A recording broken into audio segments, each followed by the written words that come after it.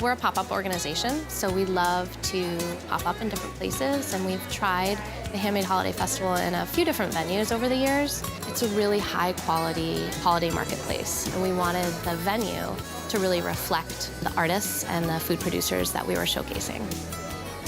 I'm fairly new to this show scene, and it was an absolutely incredible show.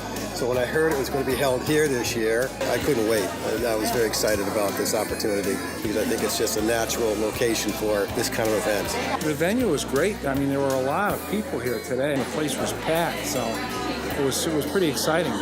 Felt like home almost, like I should be selling here, which is great. It's a really intimate setting, warm and inviting. The design of the building is really to let in natural light, which is something our artists loved because it really allowed their work to pop.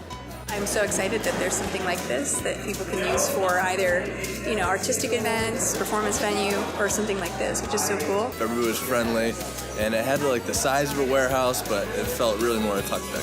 I was surprised that it was a really big space. This is really good. I was so impressed. I couldn't believe how many vendors are here, what beautiful products there are, and how the whole community just sort of came together and they're supporting local business, which is really exciting. It's spacious, it's open, so it's easy for people to move around and about.